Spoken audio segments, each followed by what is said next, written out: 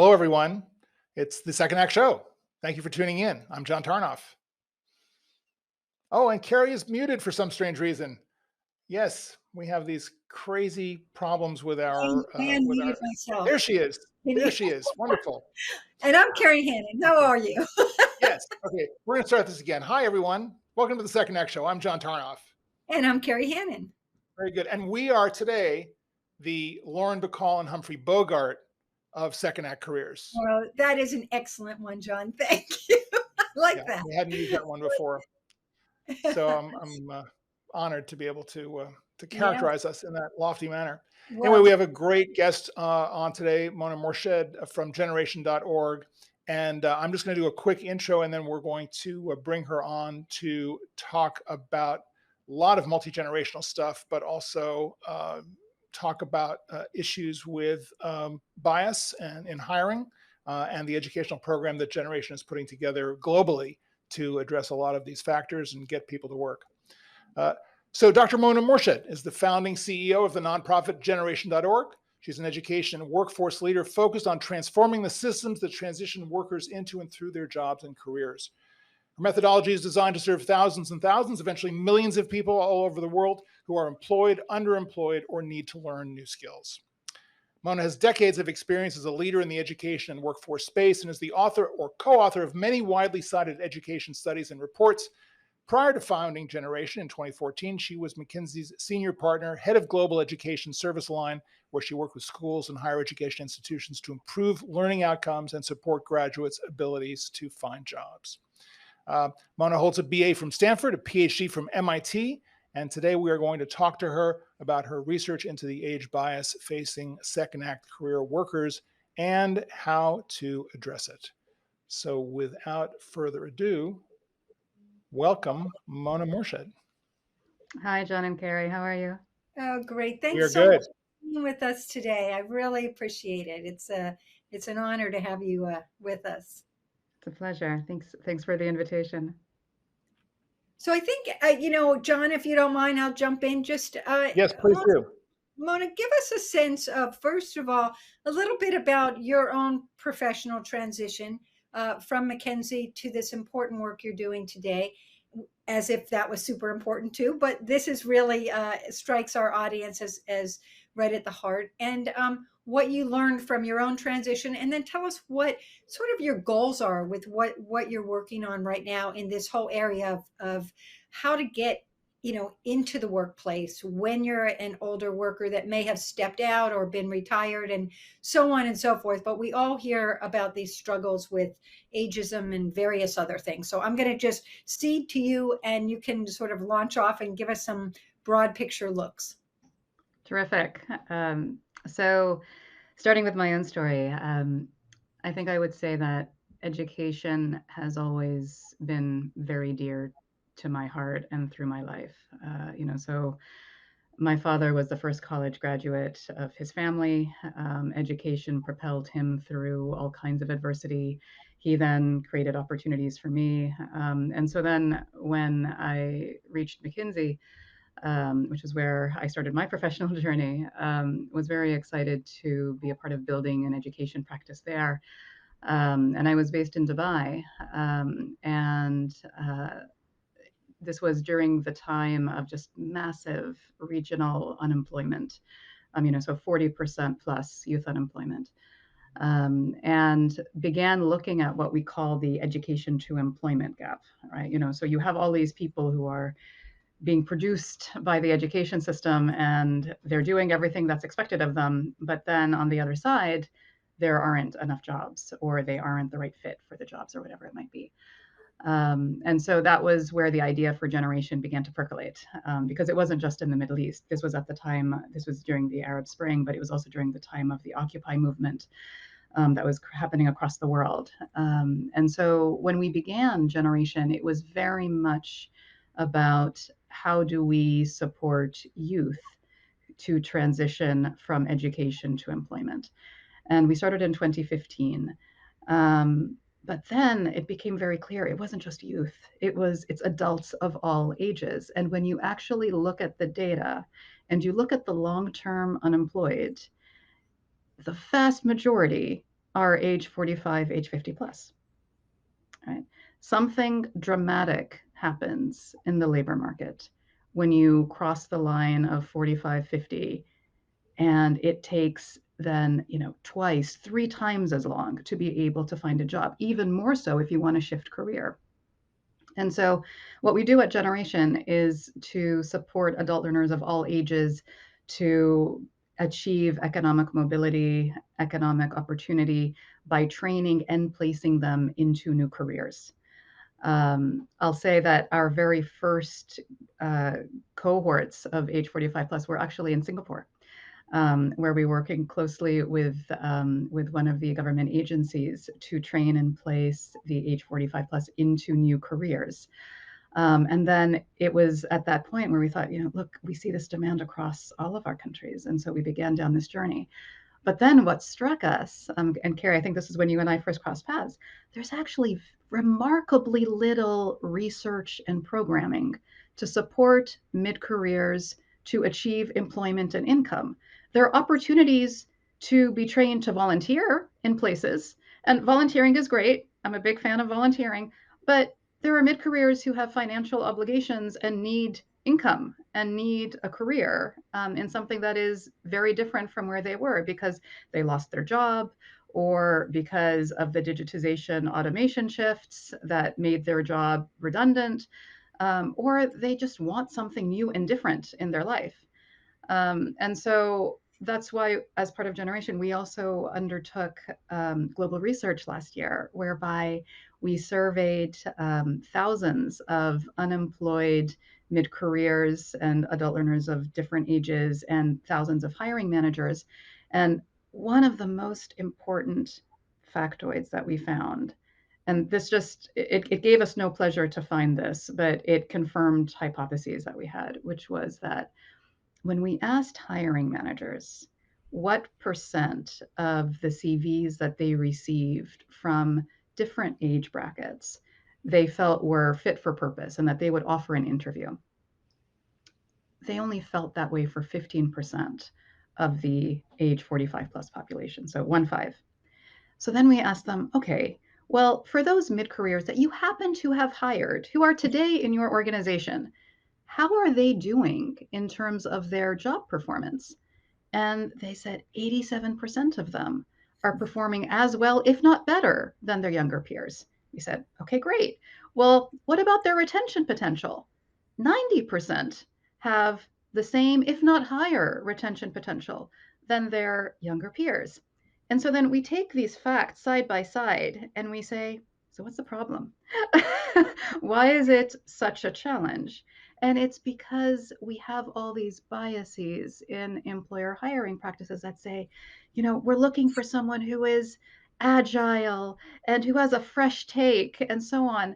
And that gets in the way of actually seeing talent for what it is. And so, quite a lot of the work that we do at Generation is how do you not only support our adult learners to have the skills they need for this new profession and to be placed in the job, but how do we help employers to see beyond the biases that often exist in practices today? How do you do interviews based on demonstration, not on the age and the implications of that age that you think exist, or the ethnicity or the gender, or any of those things?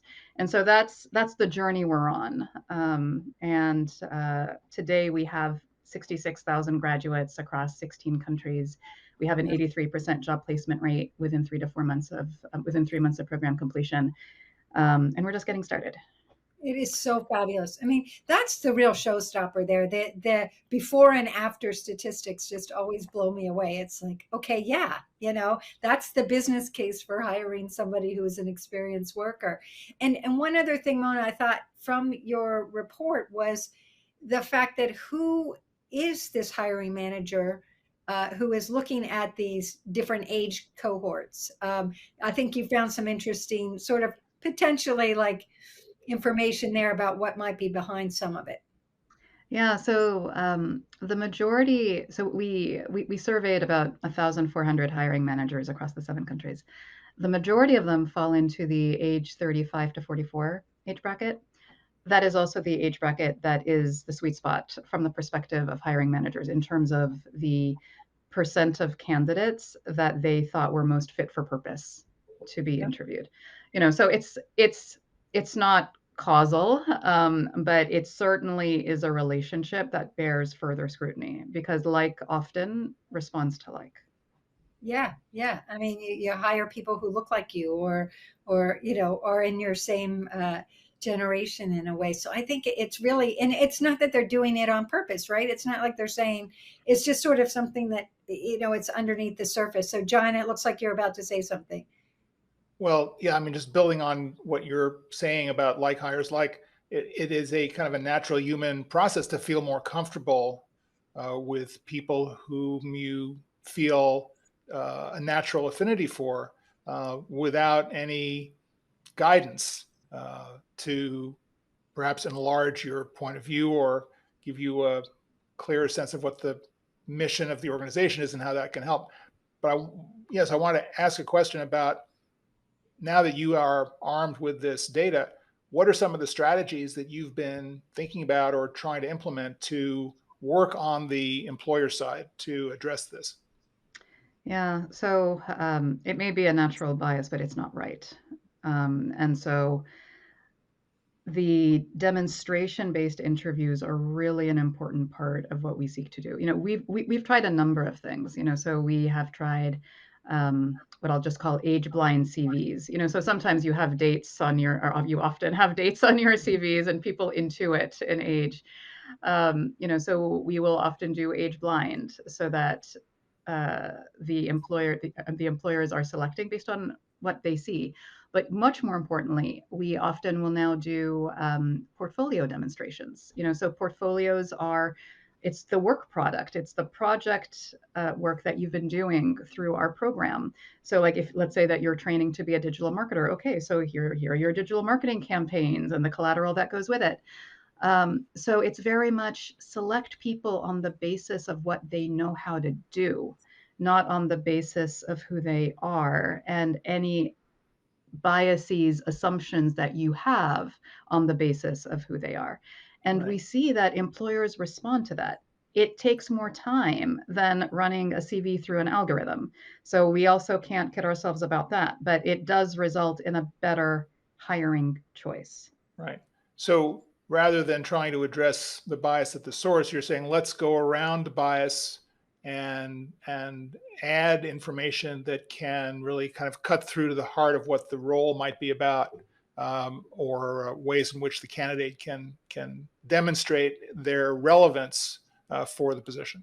Absolutely. It's about putting different stimuli, if you will, in front Mm-hmm. of the hiring manager, as Right. opposed to the traditional stimuli, which is the Right. CV. And are you finding that, I mean, you said obviously that in some cases people are just going to run the CV through the applicant tracking system, but are you finding a certain level of receptivity to a more portfolio approach? So it's more true in some professions than others. So we'll see this more in tech professions than necessarily like in customer service professions, but the battle continues. But what I would also say is that when employers have a higher level of desperation to find talent, you also see them much more willing to experiment. Within Generation, we have like what we call our desperation index. And so being high, like we like to see a desperation index of like 8 to 10. And that means that employers, are facing great scarcity issues. They want to hire 100 people, but they can only find 10. Um, that type of an environment and context is where employers are most willing to go out of their comfort zone and try something new because there is a business driver that makes them do that. And that's where, in our view, there's the greatest opportunity to break through bias barriers. So how are we getting the CV in front of that hiring manager if it's not going through, so that they can see the depth of what is there for someone or for that portfolio? How do you recommend, or how are the people you're working with getting in front of them? So we try to avoid the CV if we can and instead use the portfolios. Yeah. Or sometimes employers will just come in and do like role plays, even over Zoom, right? Or they'll present certain scenarios, So if I have a customer who's saying XYZ, what would you do? How would you think about that, right? So that you're actually getting at how you think and what you do, as opposed to, I'm this age, did this, but I'm now shifting career. And then on the mid-career side, one of the things that we found also in the survey was that um, we surveyed mid-careers who have successfully switched careers, right? Mhm. So they made the transition, but they're not happy. We found 68% of them had to make a compromise in at least one way. So it might have been that they compromised on the salary or they compromised on the role level. So for example, they felt that they had the experience to be a supervisor level, but they took more of an entry level role. Or they compromised somehow in terms of the work context. So I also just want to stress that it's also, you know, even when you successfully make it in, let's also understand that the work context may still make this a not tenable situation because you just feel you're not at your best yet, because of the work context. So there's just a lot of work to be done so that we can really live the reality that we're in, which is we're an intergenerational workforce. We have to fully embrace that. And there are a lot of things that both employees and employers need to do to better embrace the richness of what an intergenerational workforce can bring. Now, I thought that the study did show that even though individuals felt that they had had to make compromises, that ultimately they were quite happy with making a transition. Wasn't there something along those lines also?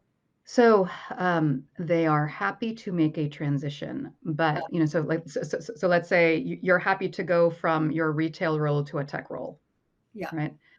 Um, But what we found in the survey is that if the employer environment is not embracing of the mid-career, then they're going to face, the equivalent of what I'll call micro biases, on a daily basis. Within Generation, we do more of curation of employers so that our employers fully understand what the talent that they're getting and also the responsibility they have. So that's the difference that we see between our graduates and the general population, if you will, where there is no such curation. The great thing You about your mentioned, program is you actually have employers that you can help match the individuals who come through the program. That is like such a get because that is so hard. A lot of people take training, but they don't know where to go with it or how. So I think being able to make that connection is critical. I mean, that's very much at the heart of our philosophy, right? It's not enough to train. It's you must train and place. So we have a network of 9,000 employer partners, small, medium, large, across our countries. If I look at the last 12 months, 65% of our employed graduates have gone to repeat employers. So they have embraced the value of finding individuals and hiring them, even if they were not, trained in this particular profession at the outset, right? They may, like I said, they were in retail, now they're in tech. They were in logistics, now they're in customers, whatever it is, right? Yeah. But there are certain employers that are more willing and open to do that. And our journey is to try to get many, many more employers to also see that there's a positive ROI business wise and a very important social contribution as well in doing this. Mona, in your training programs, are you seeing opportunities to kind of maybe front load some of the skill sets, the intergenerational skill sets that older workers can use as they go out for these roles, whether it's role playing between generations within your programs, or ways in which the younger uh, candidates that you're training, trainees, can mentor or reverse mentor the older candidates to make it an easier process for them getting out there and getting in. Absolutely. We do mixed age cohorts because that's what life is, right? And so what we find is that, for example, we spend quite a bit of time on how do you resolve workplace conflict, because there were, inevitably there will be such experiences. Or if you have a different opinion than someone else, like how do you get to a bridge and a resolution? And so we find that our mid-career learners provide a lot of guidance because they have more experience in the workplace of having dealt with those situations. And then likewise, our younger learners might be providing guidance on, hey, here's how to use Slack, or here's how to use this, or here's whatever it might be, right? Or here's how you set up your LinkedIn profile, whatever it is. And so we find great value in taking the best from each of our age segments, if you will, and learning and having and just nurturing the cross learning, because that's ultimately what the work environment will be. Anything else would be artificial. Now, are you doing most of your training virtually now, or how is that working? Yeah. So as most of the world during COVID and post-COVID, so we were initially a purely in-person program, then shifted to initially just teaching over Zoom what we were teaching in person, and then over the last 18 months we have like fully created to be delivered online programming, but synchronous and asynchronous, right? So it's about 60% asynchronous, 40% synchronous. And then we also have some programs that are blended. So for example, our healthcare programs, there has to be a component of in-person, because you have to, at some point, be able to deal with a physical patient in front of you. The great news, though, is that our outcomes in terms of graduation, job placement, are nearly identical. Now that we've moved to online and blended as what it was in person. And that was a big moment for us, because if you had asked us that question in 2015, we would have said, no way. Yeah. So we have learned something important over the last couple of years. Now, something that people ask me a lot, and I know that you're going to have a better answer than I usually do, but are there any certain types of jobs that you're seeing older work or more experienced workers getting into? Are there some more that are more receptive to the more experienced worker, particular either industries or particular jobs that you see? And then the second part of the question is, any skills that really shine that they can market, like I have great communication skills, or whatever it might be that makes them stand apart as a candidate? So there are lots of reverse biases out there. So for example, when you speak with healthcare employers, they may say, look, I would prefer older candidates because they have greater maturity, they'll have more judgment, etc. But that's a bias in reverse, right? Or Yeah. if you go to a tech employer, you might get, I'd really like the fresh, agile person. Again, that's a bias against a mid-career profile. Our whole point is the job, it's about your dexterity in the job. It does not matter. Like I mean, unless there's like, we're talking about like physical lifting of some component, but it's, we try very hard, Carrie, to fight against that. So if someone says, I want the younger workers, we're like, okay, here, like actually look at these mid-career profiles. We think that this is a better fit for you, right? Because that's the whole point. That's why we're here, right? So I would say it's about it's about where you have personal hunger and passion. I mean, the one thing that is always true is that you have to love what you do. Your job extracts, a pound of flesh, right? You have to love what you do. And it should have career trajectory with it. And you should be able to not just meet your daily financial needs, you should be able to save money as well when you're doing this job. But it fundamentally comes down to, you have to be excited when you wake up in the morning about going to work. And so that is what we try to hold central. I love that. Right. I wrote a whole book called Love Your Job. I think it's just the best. I mean, because it's true. That's all you really have at the end, is really getting joy from each day. So you might as well be doing work that matters to you and to hopefully have an impact as well. John? Yeah, Mona, let's talk about the future for a little bit. We're kind of winding towards the end of our half hour. What are some of the plans that you're working on, and ways in which Generation.org can can emerge with all this data that you've been accumulating in this great experience working with your 60 plus thousand grads. I would think there's a tremendous amount of thought leadership that's coming out of this that can be applied in a really, really leveraged way. So I'd love to hear what your thoughts are for where you guys are taking the organization. Yeah, so on the thought leadership front, we are actually about to launch another piece of research on mid-careers, which will be, so watch this space. So we hopefully with that research, we will have even more practical interventions, both for employers and for mid-careers, about how to make sure that we indeed break all the bias barriers that we've been talking about during this time. We also, on the tech side, are going to be launching a research on how to support underrepresented communities to enter and thrive in tech roles. And the reason why we focus on tech is just simply just dramatic volume of growth in tech jobs across the world. And the world has not yet cracked how to support someone who looks different in whatever dimension to be successful through tech roles. So that's another piece. And then, we are very blessed to have been able to gather data across our entire spectrum, from application to the boot camps to our alumni, 6 years after they've left the program. And so we are actively thinking about how we can use the data on what not just what happens in terms of getting the job, but what happens to your life savings and so on. So we will also soon be putting something out, hopefully next year as well on Right. So the this is like mid-career. full life cycle Lots of kind stuff. of Lots of stuff research. coming. Right.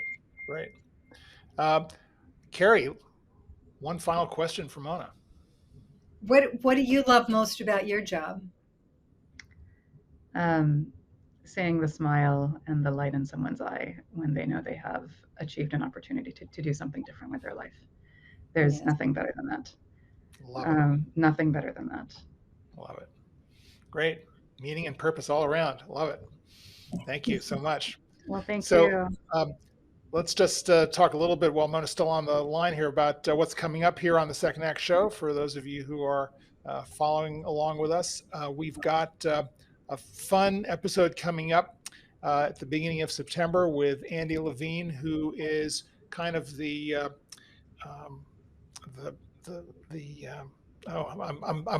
I'm blowing the reference, but he is the chronicler of the Second Act career movement in a very real sense, and has an amazing podcast around Second Act career transitions and people who are doing really wonderful things in their Second Act. And he's learned a lot about this process. So we'll talk about people, but we'll also talk about takeaways on that show.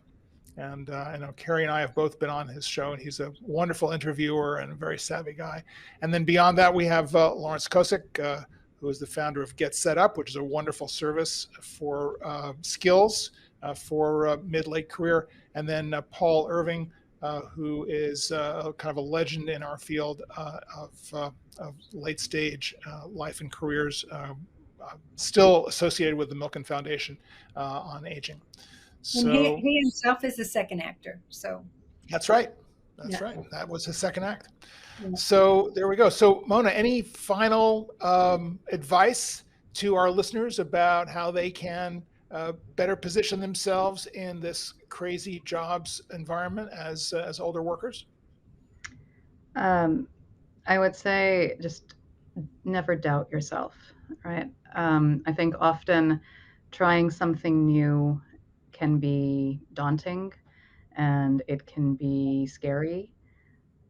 Don't let that doubt get in your way, because what we find consistently is that if you have the mindset that says you're going to learn, it does not matter what age you are, you will.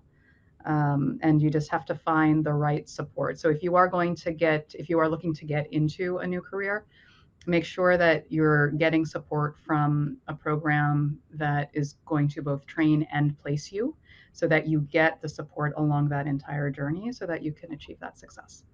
So that's what I would say. Wonderful, wonderful advice. Thank you, Dr. Mona Mourshed and generation.org. Great to have you on the show, and hopefully we'll keep tracking with you for the future. Many thanks. Thanks, All Mona. right. And we'll see you all Bye. next time. Bye, everybody.